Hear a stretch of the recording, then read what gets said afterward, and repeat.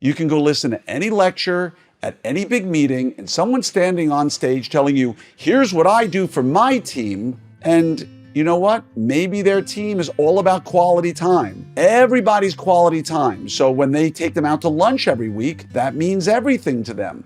But for others, it may not mean a thing. So here's a suggestion I'm going to make. Have your team take the love languages at work test and find out precisely what their love languages are. Hello there, everybody, and welcome to another episode of your 5-Minute Friday. Today, I want to speak your love language. Now, I know that sounds kind of funny and weird, but here's the issue. We've talked about this a little bit in the past, but sometimes I don't think people are understanding it. Here's an idea I have for you, okay? Instead of taking your team to lunch or bringing a massage therapist to give them massages or buying them a Kendra Scott necklace, or doing all these sorts of things that we do for them where we believe, wow, what a great leader I am. I gave them this. I took them there. I gave them lunch. The truth of the matter is, if you read the books on psychology, if you look at the books on motivation, we know by now for sure there is no one way that you're going to speak someone's love language. Everybody has something unique to them. And we have love languages that we speak around those who we're loving intimately and those who we work with, right? For instance, physical touch may be your love language when you're around your spouse or significant other, but I don't think at work, physical touch is necessarily the love language you want or as a leader that you can actually provide. So I think it's important for you to recognize that when you give like I have done, a group of young ladies, a Kendra Scott necklace as a thank you, some where gifts are number one are going to say, wow, this was amazing. For those who want quality time or acts of service or kindness or words of affirmation, it's a nice gift. I mean, they appreciate it, but it doesn't speak to them. It doesn't mean anything to them. And yet, you can go listen to any lecture at any big meeting and someone's standing on stage telling you, here's what I do for my team. And you know what? Maybe their team is all about quality time. Everybody's quality time. So when they take them out to lunch every week, that means everything to them. But for others, it may not mean a thing. So here's a suggestion I'm going to make.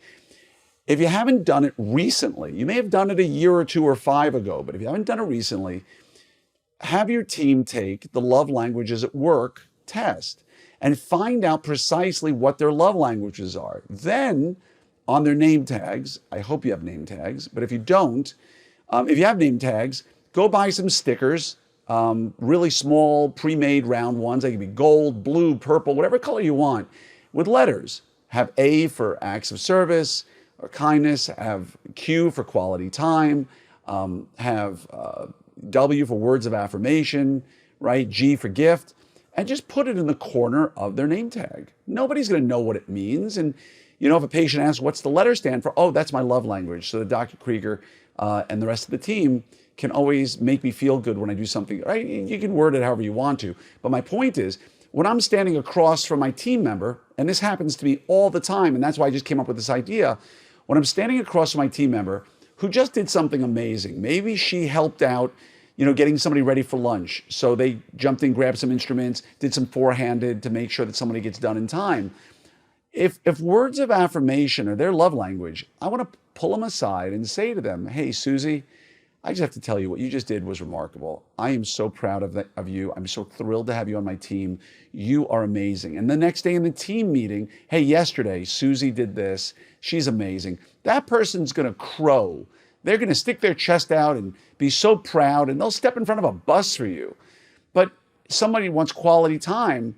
Hey, Susie, I realize you've been really killing it here recently. And I'd love to, if you have some time, maybe one day during lunch, we can order some luncheon. We can sit and chat for 20 or 30 minutes.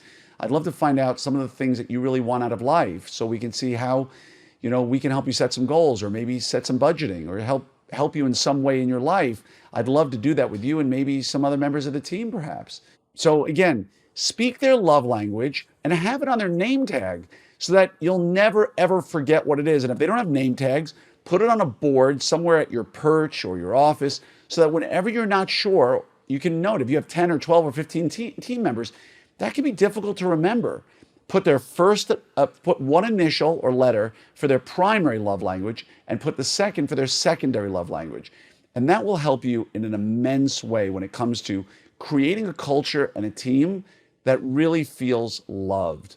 Because at the end of the day, most who are worth keeping are not going to leave you because of more money if they really feel loved.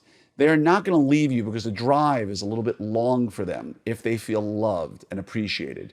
This is one way to let them know that they care, you're speaking their language, and you want to help them. All right? Hope that helps. In speaking your love language, I hope it's cruises, because next year's Summit at Sea, I want you there. opsummit2024.com. Sign up. Would love to see you there. Much love to each and every one of you, and just wishing you a great day.